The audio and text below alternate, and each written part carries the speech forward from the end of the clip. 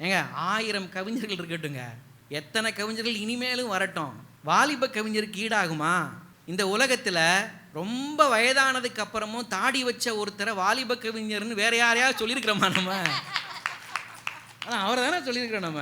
அவர் ஒரு பாட்டு கொடுத்தாரு பாருங்க, ஃபேமிலி சாங்னே பேர் திரை இசையில் அந்த பாட்டுக்கு. பொதுவாக வீடுங்கிறது நாம் என்ன நினச்சிட்டு இருக்கோம், நிறைய பேர் நினச்சிட்டு இருக்காங்க வீடுங்கிறது தங்கும் இடம்னு நினச்சிட்டு இருக்கிறாங்க. வீடு என்பது வெறுமனே தங்கும் இடம் இல்லை நண்பர்களே, அது அன்பு தங்கும் இடம், அது பண்பு தங்கும் இடம், அமைதி தங்கும் இடம், பாசம் பொங்கும் இடம் வீடுங்கிறது. நாளை நமதேன்னு ஒரு பாட்டு கேட்க கேட்க அவ்வளவு ரசனையா இருக்கும். வீடு என்னும் கோவிலில் வைத்த வெள்ளி தீபங்களே